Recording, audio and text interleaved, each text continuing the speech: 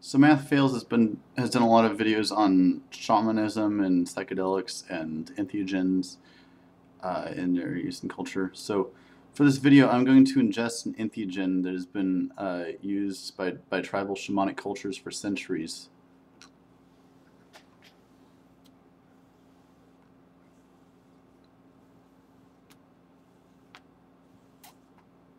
It's tobacco. Nicotine and tobacco. I understand actually that some cultures use a more powerful form of it called a more powerful cousin of the common tobacco plant called Nicotiana rustica. Um, but it's my understanding that they're, the way they use it is they believe that the tobacco smoke carries their prayers to the spirit realm. I find that interesting because there seems to be a certain cognitive metaphor going on. Basically, that the spirit is disembodied, that they're sort of the spirit is sort of mystical and sort of ethereal, and that smoke is kind of a medium to between the physical and the ethereal. And I think this metaphor is found in a lot of cultures. I mean, not every culture has tobacco, but nearly every religion uses incense in one form or another. Some more than others. I mean, it's in the Bible. When talking about the rituals in Solomon's temple, it talks about odors pleasing to the Lord. And certainly the three wise men brought him about Jesus gold, along with gold. They brought him frankincense and myrrh, both forms of incense. And so, I actually kind of wonder which way that, which direction that sort of metaphor went. Did they, the cultures first presuppose that spirit was sort of in the ethers, so to speak, and therefore the smoke of these things would transport them through another realm, or was it that these scents that they burned had some sort of would elevate their own consciousness, and thus spirit became associated with this sort of ethereal realm. I think it's an interesting question. I mean, if you think about it, think about the impact that fire has had on humanity. I mean, basically, the huge breakthrough, not even for Homo sapiens like us, but for Homo erectus, was learning how to make fire. I mean, think about how that turned the cards for us in terms of the evolutionary game. How before fire we were so vulnerable to other predators, whereas fire really helped us become the apex predator.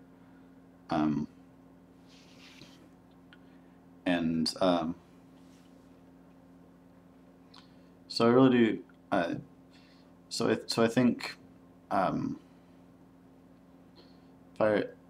and I think also fire probably may have brought about the first philosophy and spirituality, and basically through fire, by being able to cook our food and not having to worry about predators all the time.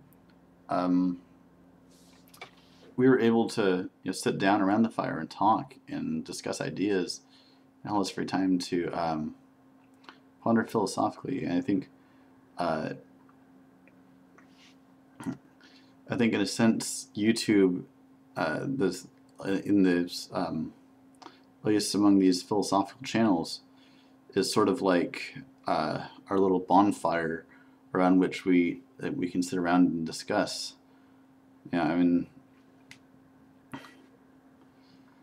uh, and so I think fire has become a almost sort of metaphorical for the eros, the drive towards greater value and greater higher levels of evolution for us, and so there's a strong connection for people between fire and the metaphysical, or fire and the spiritual. Um, and in fact, to this day, Zoroastrians will maintain a sacred fire at their fire temples, where fire is representative of Ahura Mazda, the great god of good. Um, and so, but I kind of wonder if fire might also be sort of might have also had to do with sort of the patriarchy in religion, um, getting away from the earthbound sort of religion. I mean, in a sense, uh, away, if people have the sort of there was a sort of a ranking of the elements where earth is the most physical element, and then water, air, and fire. And fire was seen to be as the most sort of ethereal of all of all the elements, the closest to spirit.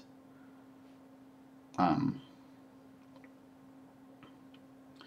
I think in that sense we tend to get further and further from the idea that spirit is actually embodied in the earth. And to this day, I think there's a lot of spirituality that sort of puts down physicality and matter, and doesn't recognize spirit as being embodied in the ground, in the plants and the animals, and in us. And I think there was sort of a mistake there. And so I always find I always loved Teilhard de Chardin's hymn to matter, and so I think in a sense, I mean, we can appreciate the great metaphor of fire as spirit, but I think we also need to recognize earth as spirit, and water as spirit, and air as spirit.